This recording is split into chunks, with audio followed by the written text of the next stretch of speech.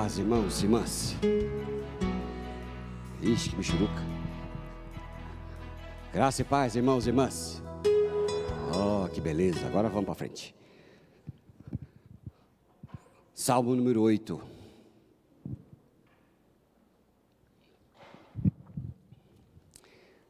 Salmo número 8. Ó Senhor, Senhor nosso, como é magnífico o teu nome em toda a terra, pois puseste nos céus a tua majestade. Verso 2, vamos juntos?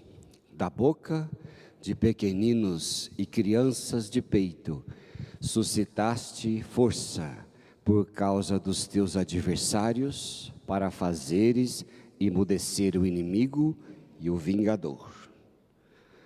Quando contemplo os teus céus, obra dos teus dedos, e a lua e as estrelas que estabeleceste, que é o homem para que dele te lembres, e o filho do homem para que o visites. Fizeste-o, no entanto, um pouco menor do que Deus, e de glória e de honra o coroaste. Deste-lhe domínio sobre as obras da tua mão, e sob os seus pés tudo lhe puseste. Ovelhas e bois, todos, e também os animais do campo, as aves do céu, os peixes do mar, e tudo o que percorre as veredas dos mares. Vamos junto? Ó Senhor, Senhor nosso, como é magnífico o teu nome em toda a terra.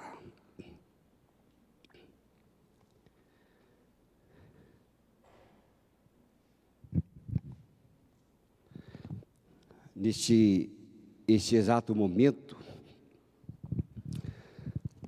tem uma confusão acontecendo. Qual é a confusão?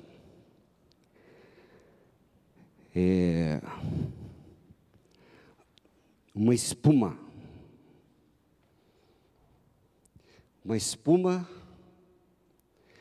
colocada num campo de futebol, que o criador, o brasileiro, o mineiro, inventou para que os jogadores, na hora de cobrar a falta, não avançasse a linha, porque demorava de 2 a 3 minutos para o juiz ficar dizendo: você está para cá, volta para cá. Aí quando ia bater o outro, você está para cá de volta, volta para cá. Às vezes dava cartão amarelo. Aí um brasileiro teve a ideia de fazer uma espuma que riscasse o chão.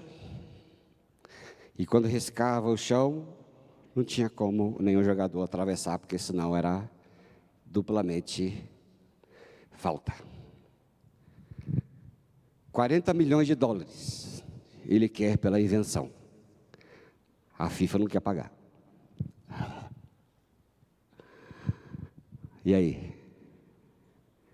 O ser humano é complicado ou não é? Hã? Aí tem aquela outra confusão que vocês já vieram na cabeça de vocês, que aquela é confusão mesmo, né? Você dorme com tudo em paz e acorda com o mundo virado de ponta cabeça. Ó, é confusão ou não é confusão? Não é complicado? O ser humano não é complicado ou não é? Pois é. Eu fico pensando quando olho para Jesus e digo: Jesus é o Senhor mesmo que amou essa humanidade. É o Senhor mesmo que foi capaz de nos amar. Desse jeito que nós somos. Depois do pecado, como as crianças cantaram. Como nós somos aparentemente tão desprezíveis. E eu não posso nem dizer que nós, em vista do que Deus pode fazer, o que Ele criou, o que Ele faz, que nós somos o tamanho de um grão de areia, porque um grão de areia seria grande aos seus olhos. Na verdade, nós somos um átomo. Qual que é um átomo é maior ou menor que o grão de areia? É? Qual que é o tamanho de um átomo? E Ele se importa conosco. Com essa complicação toda, com essa vida toda. E é por isso que a Bíblia diz lá em Coríntios que o amor de Cristo nos constrange, porque Ele morreu por todos, todos nós. Porque pode ser que por alguém bom, alguém poderia querer morrer por alguém bom, mas só por o bom. Mas Jesus morreu por nós, com as nossas complicações todas, e é por isso que nós o amamos com amor eterno, e nós damos a nossa vida a Ele, porque o amor dEle por nós fez com que sejamos vistos aos olhos do Pai. O salmo que nós lemos, ele é muito interessante, porque ele está falando de Jesus. Ele fala aqui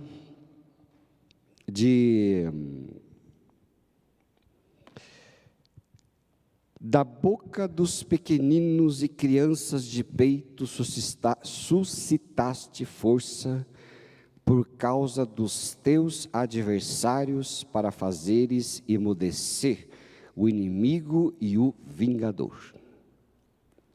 Qual criança que ele está falando? Ele está falando das crianças, tipo como nós vimos aqui. O salmista, no Salmo número 8, está falando de Jesus Cristo, o Senhor. Ele está dizendo aqui que para confundir a sabedoria deste mundo, Deus enviou para aniquilar, pode deixar aí, para aniquilar o adversário, o inimigo e o vingador. Ele enviou uma criança, rebaixou o seu filho ao porte de uma criança de peito, para que ele pudesse vencer o inimigo, e ele fala do seu filho. E depois ele fala de nós no verso 4, o que é o homem para que dele te lembres? Aí ele fala, quem somos nós para que dele te lembres? E depois ele completa, e o filho do homem. Aí tem duas coisas, que é o homem, que somos nós para que dele se lembre. Por que Deus se lembra de nós? Eu sou ruim por natureza, Deus sempre tem que me tratar diariamente. Eu não ligo para muita coisa, nem para muita gente, e muitas vezes eu fico até indiferente para muita gente, e eu fico pensando, se eu fosse Deus, o mundo estaria com problemas, porque eu teria virado as costas e achado o outro universozinho, e catar outra coisa para fazer. Mas graças a Deus eu não sou Deus, amém, irmãos? Glória a Deus, né? Mas o nosso Deus teve um plano para nós. Ele fala que é o filho do homem para que dele te lembres, mas ele lembrou, e é por isso que ele fala, e o filho do homem para que o visites. Quem que é o filho do homem? Jesus. Vamos ver daqui a pouquinho.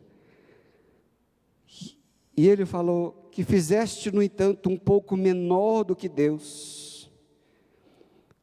O Filho de Deus, um pouco menor do que Deus, porque ele passaria a ser o Filho do homem, mas de glória e honra depois o coroaste, porque Deus não permitiu o seu Filho que fosse desonrado. Livro de Hebreus, capítulo 2, versículos 5 até o 9, vamos ler junto ali? Hebreus 2, versos 5 a 9. Vamos ler junto, né? Porque esse tempinho, esse meio nublado, assim, tipo assim, a cama quer me pegar, né? Essas coisas. Dá uma baixa pressão na gente, a gente quer dormir, né? Já tem alguns já meio dormindo aí, ó. Vamos acordar. Vamos lá? Foi junto? Pois não foi a anjos que sujeitou o mundo que há de vir, sobre o qual estamos falando? Antes, alguém em certo lugar deu pleno testemunho, dizendo: que é o homem que dele te lembres, ou o filho do homem que o visites. Onde é que está isso? No salmo que nós lemos? Muito bem, parabéns. Próximo. Fizeste-o por um pouco menor do que os anjos, de glória e de honra o coroaste, e os constituíste sobre as obras das tuas mãos. Todas as coisas sujeitaste debaixo dos seus pés. Ora, desde que lhe sujeitou todas as coisas, nada deixou fora do seu domínio. Agora, pois, ainda não vemos todas as coisas a ele sujeitas. Vemos, todavia, aquele que por um pouco, tendo sido feito menor que os anjos, Jesus, por causa do sofrimento da morte, foi coroado de glória e de honra, para que pela graça de Deus provasse a morte por toda pessoa.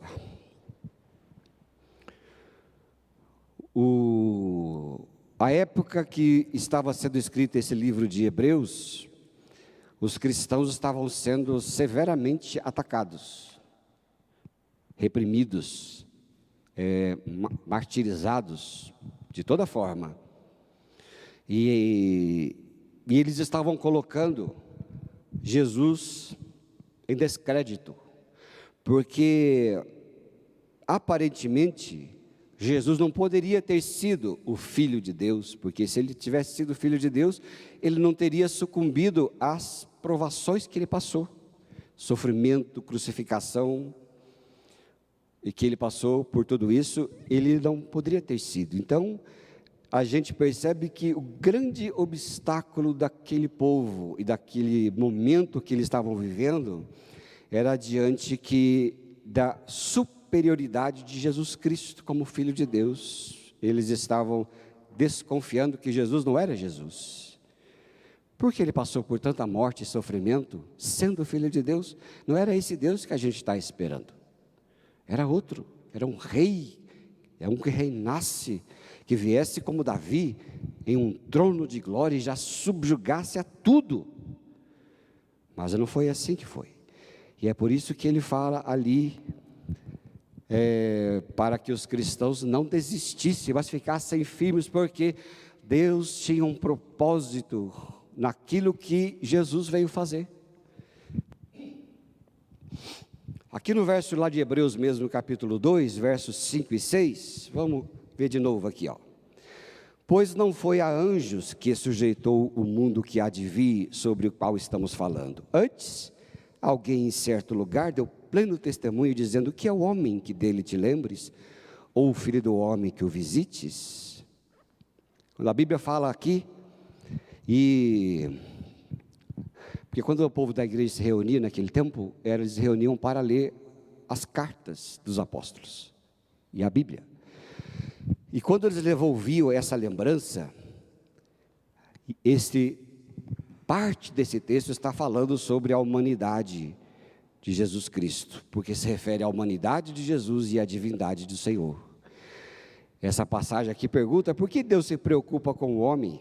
Como demonstra aqui nesse verso que nós lemos. E esse verso que nós lemos mostra claramente a maior prova do amor de Deus e da sua consideração para comigo e para com você. Ele olhou para mim, olhou para você, Ele nos quis. A imagem dele, Ele o criou, nos criou. Ele nos quis, Ele nos amou com amor eterno. Ele olha para mim e para você e fala: vocês são minha propriedade, eu criei vocês a minha imagem e semelhança, eu não vou virar as costas para vocês. Jesus ter vindo a este mundo, a esta terra, é a prova grande da sua importância para conosco. É a sua vida dada a nós para que nós não morramos. O cântico que as crianças cantaram aqui dizia muito bem: o pecado nos faz sofrer. Não faz? Nos faz sofrer o tempo todo. O pecado é terrível. Quando alguém fala sobre o pecado, o que é o pecado? O pecado é a ausência de Deus em nossas vidas. Não tem pecadinho, pecadão, ou pecado A, B, C, ou pecado grosseiro, porque a gente leva muito em conta os pecados grosseiros, não é verdade? O que são os pecados grosseiros? É que a gente vê, pelo menos, é o que caído bêbado pela rua, é alguém se prostituindo, traindo uns aos outros, traindo esposa, marido, se drogando, roubando. Esses são pecados grosseiros. Mas o pecado grosseiro é diferente do pecado velado? É ou não é? Não é? Pecado é pecado. Pecado da mentira é mentira. Domingo passado, acho que foi à noite que eu compartilhei com os irmãos e irmãs. Eu estava falando sobre a mentira. Eu estou estudando sobre a mentira. Por que as pessoas mentem? Por que não temos coragem de falar a verdade? Por que a gente, quando olha para alguém, a pessoa fala, você está feio, ou você está bonito, ou alguém te pergunta, eu estou feio ou estou bonito? Você responde o quê? Que está bonito, né? Se a mulher te pergunta, amor, eu estou bonita? Aí você fala o quê? Para a sua segurança, você fala que está bonita, né? A gente mente, mas a mentira, ela é menos pecado ou mais pecado que o adultério? O pecado nos faz sofrer. E qual que é o pecado? Deus falou, Jesus falou, a obra de Deus é esta, que vocês creiam naquele que Ele enviou. Essa é a obra de Deus, fazer-nos crer em Cristo. Pecado é estar longe de Deus. Como uma pessoa sofre quando Deus se afasta. Deus não vem punir. Às vezes as pessoas pensam assim, eu estou recebendo castigo de Deus. Já ouviram muito falar isso, não ouviram? Nós somos seres brasileiros colonizados por puritanismo, forte ênfase em usos e costumes, e na moralidade, e nós crescemos com tudo isso enfiado na nossa cabeça. Então a gente pensa, ou a gente recebe, Deus está te castigando. Deus não está nos castigando, é que você está no pecado. O maior desgraça do ser humano é assim,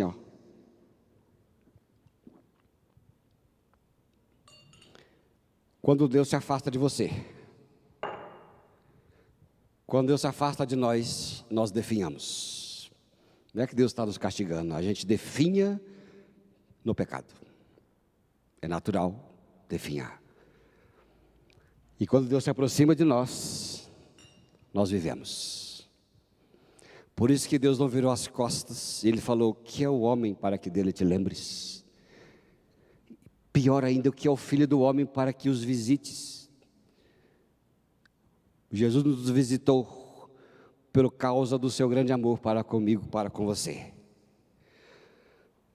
O verso 7 diz assim, fizeste por um pouco menor do que os anjos, de glória e de honra o coroaste. Isso é Hebreus 2:7. Os anjos e o Filho do Homem, Jesus os hebreus, aquele lugar, estava pensando, Jesus não podia ser Deus, Ele sofreu, Ele passou pelo que nós passamos, Ele levou chicotadas, isso não é Deus, Deus é poderoso. Mas esse é o mistério de Deus para a humanidade. Jesus tinha que ter vindo até nós em fraqueza. Os anjos, Deus falou duas coisas interessantes que a gente observa aqui na Bíblia. Eu vou rapidinho aqui com vocês. No capítulo 1, verso 2, você está craque aí? Hebreus 1, 2, você vai ler assim, olha. Nestes últimos dias nos falou pelo Filho, a quem, vamos ler junto? Constituiu de todas as coisas, pelo que também fez o universo. No capítulo 1, a Bíblia fala que Jesus é superior, constituído herdeiro de todas as coisas. E no capítulo 2, Jesus, verso 6, 2:6, é que nós encontramos que fala que Jesus era o Filho do homem. Que diz assim: antes alguém em certo lugar deu pleno testemunho dizendo que é o homem que dele te lembres e o Filho do homem para que o visites. A Bíblia fala de Jesus em duas características importantíssimas. A primeira é que ele é Deus, e a segunda é que ele veio como ser humano. E os anjos, os hebreus estavam dizendo, não, os anjos são maiores que Cristo. Ele falou, não, Jesus é maior do que os anjos. Já falei com vocês aqui há um tempo atrás sobre essa briga, disputa de anjo e Cristo, que está lá no livro de Hebreus, é a angiolatria. E eles estavam dizendo, anjo é maior que Cristo. Ele falou, não, Cristo é maior do que os anjos. Agora, por que Jesus veio em figura humana, como filho do homem? Primeiro, porque anjo não morre. Os anjos são ministradores diante de Deus, anjo não morre. Segundo, porque se Jesus tivesse sido anjo, ele não poderia ter destruído a morte. E ele veio um pouco menor do que os anjos, em forma humana, para que, sendo humano, ele pudesse morrer. Aí faz sentido. E quando ele morresse, ele deveria ressuscitar. Para quê? Vamos voltar ali, ó, lá no Salmo 8, querida, para nós ali, ó. Salmo 8 lá para nós, que diz assim,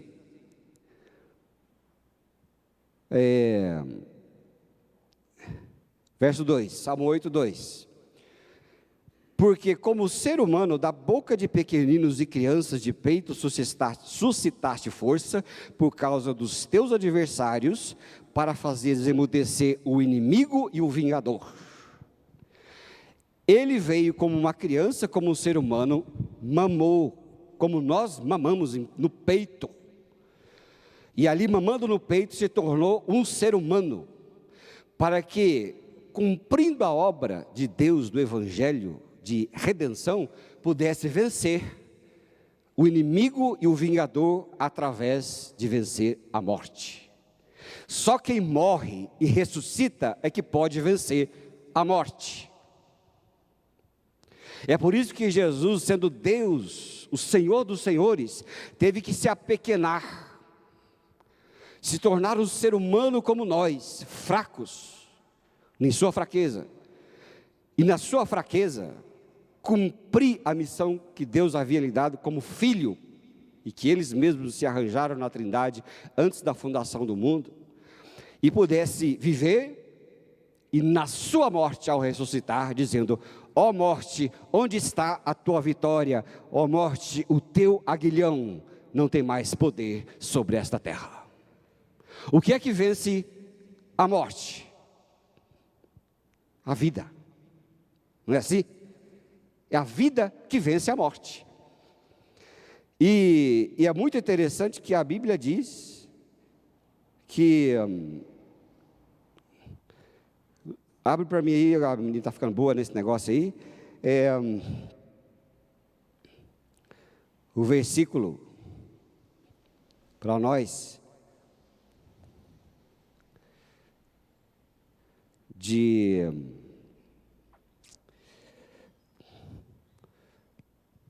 Só um pouquinho, irmãos. Vamos devagar, que hoje a escola dominical vai ser daqui a um pouquinho mais tarde, aí, ó. Aí sim, a escola dominical especial. 1 Coríntios 2:8. Olha só o que a Bíblia diz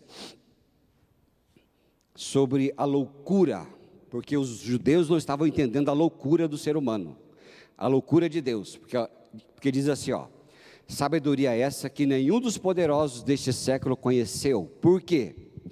Se a tivessem conhecido, jamais teriam crucificado o Senhor da glória. Se o diabo e o ser humano soubessem o que estava fazendo, eles não fariam o que fizeram. Porque ao crucificar Jesus, eles estavam se condenando a si mesmos e condenando a morte ao seu fim. E é por isso que a Bíblia diz, se soubessem o que estava fazendo, jamais teriam crucificado o Senhor da vida. E é por isso que Jesus veio em figura humana, para vencer a morte. Porque um anjo não podia conhecer a morte. Jesus não podia ter vindo como anjo. E é aqui que a Bíblia diz isso. Vamos ver agora o verso 8 do segundo de Hebreus 2, que diz assim, olha. Todas as coisas sujeitaste debaixo dos seus pés. Aos pés de quem, irmãos e irmãs? Pode falar, aos pés de quem? Vocês estão em dúvida? Jesus. Ora, desde que lhe sujeitou todas as coisas, nada deixou fora do seu domínio. Agora, porém, ainda não vemos todas as coisas a ele sujeitas. Por causa da sua morte e da sua ressurreição, Deus o honrou. E na sua honra, a Bíblia diz que Deus o sujeitou a Jesus todas as coisas. Você sabia disso? Que todas as coisas desta terra, do universo todo, estão sujeitas a Jesus Cristo, o Senhor.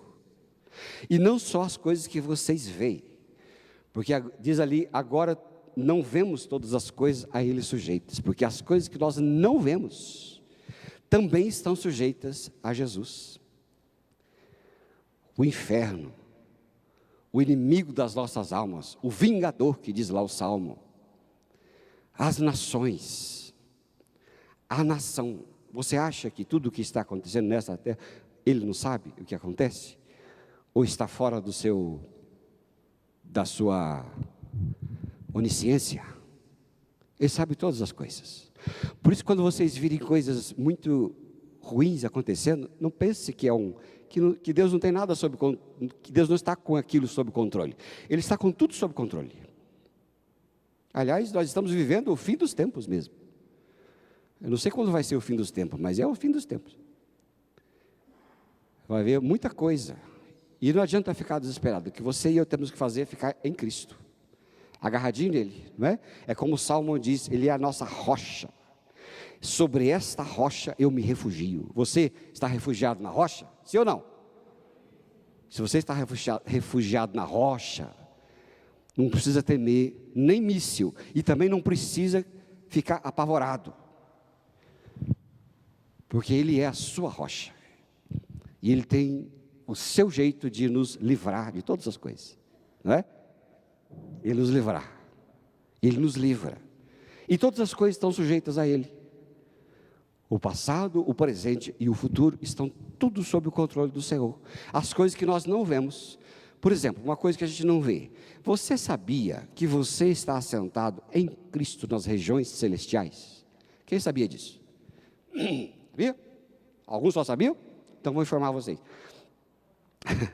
Lá em Efésios está escrito isso, que Ele nos abençoou com toda sorte de bênçãos espirituais em Cristo Jesus, e Ele nos fez assentar juntamente com Ele nos lugares celestiais. Eu sei que eu estou sentado com Cristo nos lugares celestiais, pela fé, e eu me agarro nessa fé, e é ali que eu estou seguro. Eu estou seguro ali. São coisas que eu não vejo, mas que são promessas que já aconteceram aos olhos de Jesus Cristo. E todas as coisas estão com Ele, e nada do que se fez Ele tem fora de controle. E a gente pode ficar agarradinho e seguro debaixo daquela rocha, que a rocha é o nosso Jesus, esse que nos amou e nos fez participantes da sua presença. Ei, Jesus, hein? Veio a este mundo, não entenderam nada, porque nunca entendem. O ser humano, ele quer glória. O Evangelho, ele é um grande contrassenso ao ser humano. Por que os hebreus, aquele povo daquela época, não estava apostatando da fé? Porque estavam sofrendo, estavam semelhante a um tempo. Hoje lá era pior. Hoje vocês acham que a coisa está ficando ruim? Lá é pior, era muito pior. Lá estavam sob o domínio do Nero. E Nero estava descontando a sua insanidade toda nos cristãos. Ele tinha que achar alguém para culpar a queda daquele império, e os culpados eram os cristãos. Ele estava fazendo horrores,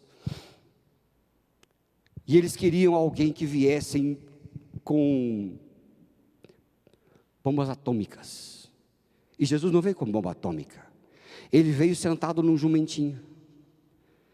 Ele veio andando, e ele veio mostrando às pessoas o que ele veio fazer, para tirar as pessoas da ruindade a qual elas estavam mergulhadas. Porque o reino de Deus é isso, é fazendo aquilo que é o contrário. A gente vê, queriam um Jesus triunfalista, mas Jesus veio mostrar o Evangelho. Nós, seres humanos, queremos ser grandes. O Evangelho, ele se apequena para mostrar o que é grandeza. E ele veio salvando pelo meio. E ele contou parábolas, tipo, o reino de Deus é como uma semente. E a semente, ela é lançada, ninguém vê que ela está crescendo, mas ela cresce e fica grande. É como fermento, levê toda a massa, embora você não perceba, não é? Fermento não é uma coisa esquisita, interessante? Quem faz pão aqui? Pega a mão. Faz pão aí? Faz um pão gostoso? Eu já fiz muito, aí eu mudei para o lado do mufato, não faço mais pão. Dá muito trabalho e eu não consigo nunca chocar o pão. Sabe o que é chocar o pão? Amassa o pão, faz o pão, coloca ali, ele cresce, você volta, amassa de novo, coloca ali, espera crescer, depois assa o pão, aquilo vai a tarde inteira. O último pão que eu fiz, ele cresceu, murchou, eu esqueci que o pão estava lá. Aí o fermento estava fermentando, estava indo. Meu Deus, olha o tamanho disso. E o reino de Deus é assim também. O reino de Deus é lançado como um fermento, ele vai crescendo. Quando o mundo vir o reino de Deus, ele vai ser pego de surpresa, porque o reino será grande, e a glória de Jesus virá, diz a Bíblia, como um relâmpago sai do Oriente e vai para o Ocidente, assim será a vinda do Filho de Deus. Vocês creem nisso? Pois é, e a hora que você não espera.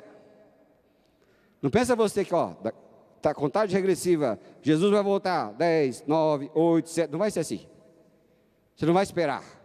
Quando você se der conta, ele chegou. É quase que nem a morte súbita. A gente tem hora para nascer, não tem? Hoje em dia tem hora para nascer, porque você vai lá, está com tantas semanas, está desse jeito, daqui 3 dias, 3 horas vai nascer, você vem aqui que vai nascer seu filho. Você vai marcar o dia. A minha filha mais velha não nasceu no dia 29, porque a gente não queria que ela fizesse aniversário de 4 em 4 anos. Nós marcamos para o dia 28 de fevereiro, e foi dia 28 de fevereiro, nós marcamos o dia que ela ia nascer, não é? Quantos dias tem um ano? 365 dias e 6 horas, porque o ano novo não é à meia-noite, o ano novo, ele é às 6 da manhã, mas nós comemoramos meia-noite, porque a rotação da Terra dura, o tempo que ela faz para girar o ano inteiro em torno do Sol, que são 365 dias e 6 horas, e a gente compensa essas 6 horas, aumentando um dia a cada 4 anos, para o tempo não virar uma bagunça. A gente marca a hora para coisas, mas não marca a hora para a morte. Vou morrer em 2030, às tantas horas. Você não faz isso? Não faz, né? Pois assim será o reino de Deus. Quando ele vier, você vai ser pego de surpresa, porque você não sabe quando vai ser. Pode ser daqui a pouco, ou pode ser daqui a 10 anos, você não saberá. Mas ele virá. Como o relâmpago sai do Oriente e vai para o Ocidente, assim será a vinda do Filho do Homem. E eu quero ficar bem pertinho do meu Jesus, porque ele é tudo para nós. Verso 9 de Hebreus diz assim, verso 9 de Hebreus 2, vemos todavia aquele que por um pouco, tendo sido feito menor do que anjos, Jesus, por causa do sofrimento da morte. A gente peca por não conhecer a Bíblia, volta lá o verso, peca por não conhecer a Bíblia, e hoje a gente não lê mais nada com cuidado, né? Vemos todavia aquele que por um pouco, tendo sido feito menor do que os anjos, Jesus, por causa do sofrimento da morte. Então aí já está a resposta, por que Jesus veio menor do que os anjos? Por causa do sofrimento da morte,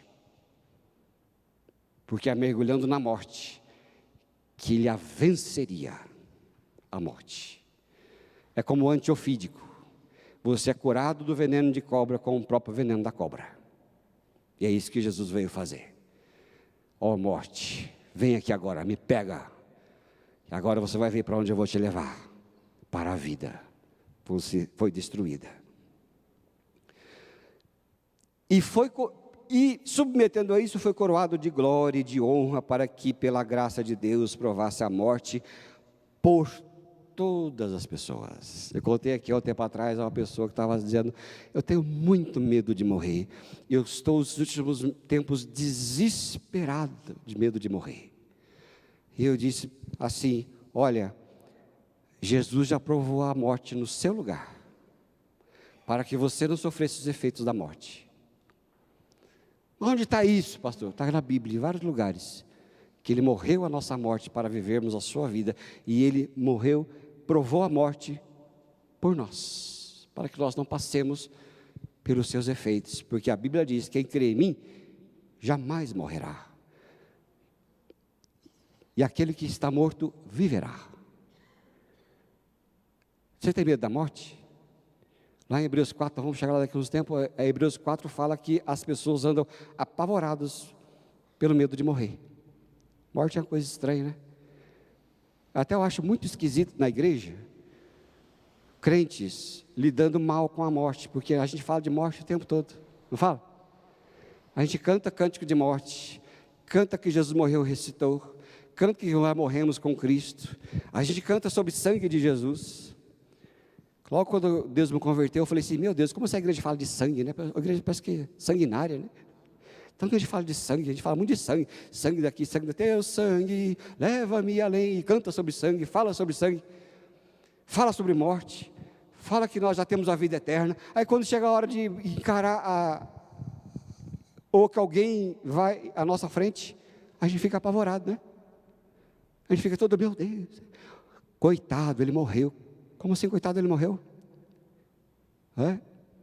Nossa, morte, ele morreu, vai morrer, ora para que ele não morra, né? Às vezes a pessoa de 104 anos, ora para ela não morrer. Eu falei: meu filho, o que é isso? Como é que eu vou orar para uma pessoa de 104 anos para não morrer? Já está sendo quase um castigo. Ele já venceu a morte, e nós temos que lidar bem com esse negócio. A morte, ela é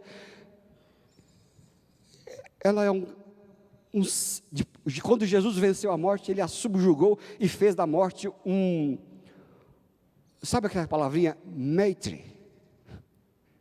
Alguém já ouviu falar?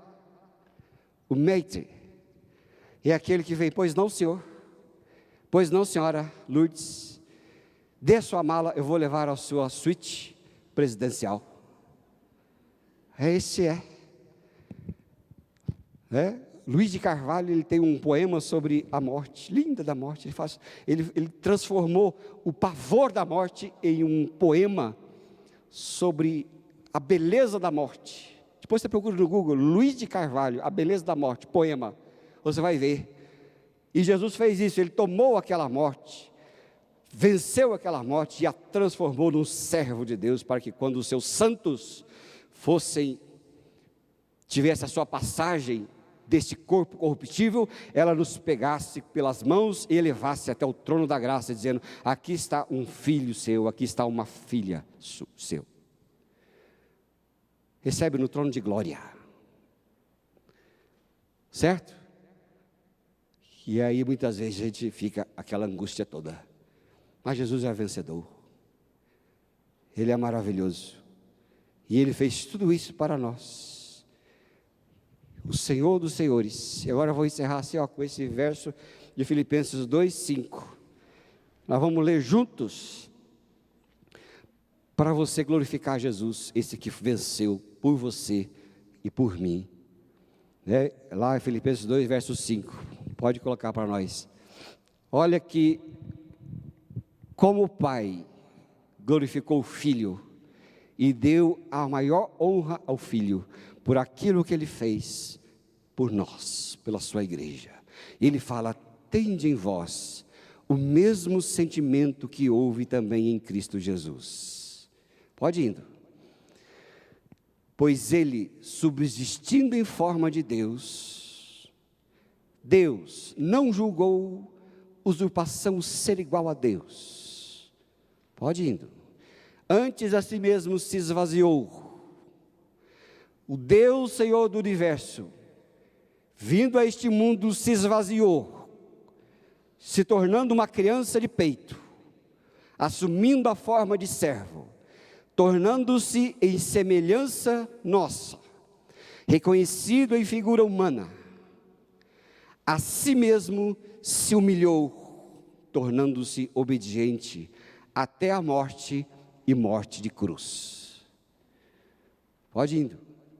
Pelo que também Deus o exaltou sobremaneira, lhe deu o nome que está acima de todo nome, para que ao nome de Jesus se dobre todo o joelho, nos céus, na terra e debaixo da terra, e toda língua confesse que Jesus Cristo é Senhor, para a glória de Deus Pai.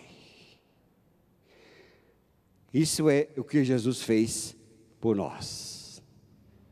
Só que Deus o exaltou, e toda língua confessará que Jesus Cristo é o Senhor, para a glória de Deus Pai. Toda língua, seja pela obediência, ou seja por reconhecimento para a perdição. Não há um só sequer que vai deixar de confessar a Jesus que Ele é o Senhor, para a glória de Deus Pai. Por quê?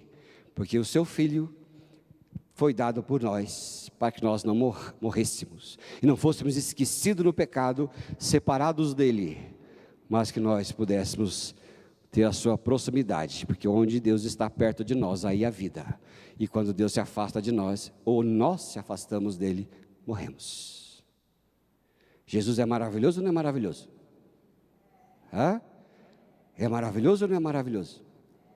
Ele é o Deus maravilhoso, gracioso, amoroso. É o nosso Jesus que cuida de nós, na nossa falência, na nossa angústia, nossa pequenez de espírito. Ele cuida de nós da nossa ganância, cuida de nós nos mostrando o que tem de valor de verdade, tirando de nós esse egoísmo todo que faz a gente brigar por uma espuma, que faz a gente brigar por meia dúzia de quilômetros de terra, que faz a gente brigar desprezando os outros, que faz a gente ficar no pecado, que faz a gente ficar mergulhado em depressão e ansiedade, que olha para nós e fala assim: meu filho, você é meu, você já tem tudo, e tem todas as coisas que você necessita. Tem ou não tem? Você tem tudo, eu tenho tudo, tem todas as coisas. Eu achei muito interessante, alguém colocou um videozinho do Silvio Santos. O dia que o Silvio Santos morrer, eu vou ficar um dia recluso, tá? É coisa pessoal minha. É coisa muito pessoal. O dia que o Silvio Santos morrer, eu vou ficar um pouco recluso, dizendo assim: olha só, perdi uma parte da minha consciência, porque ele estava sempre presente na minha vida. É ou não é? Estava presente na televisão, estava presente aqui, estava presente ali, aquela coisa toda, sempre trazendo alegria, né, para a gente, lá na televisão. Não é? Quem quer dinheiro? Quem quer dinheiro? A pegadinha. E ali colocaram assim: eu tenho tantos anos, faço tantas coisas, mas eu não preciso de nada. Na verdade, o que eu preciso é o seguinte, isso aqui é tudo entre aspas: eu tenho as camisas que eu gosto, 4 sapatos, e não posso comer mais do que torradas, porque engordo. Com todo o dinheiro que eu amealhei, com todo o dinheiro que eu tenho, hoje gosto das minhas camisas, de 4 sapatos, embora tenha 50, só como torrada para não engordar, e está tudo certo na minha vida, não preciso de muita coisa. Aí eu fiquei pensando, por que a gente acha que precisa de tanta coisa para viver? O que vale os bilhões amealhados, se no final você gosta só da mesma camisa, do mesmo sapato, e não pode sair de casa, não pode comer nem gordura porque morre? E o ser humano é irrecuperável sem Deus, porque vive ansioso a vida inteira com aquilo que quer ter, e é incapaz de ser feliz com o que tem, e tem mais do que necessita. E sendo que Deus em Cristo fala para mim e para você: meu filho, você é meu, eu amo você, e eu te fiz herdeiro de todas as coisas junto com meu filho Jesus. E nós somos riquíssimos. E não precisamos temer coisa alguma. Deus tem tudo sob controle. Amém?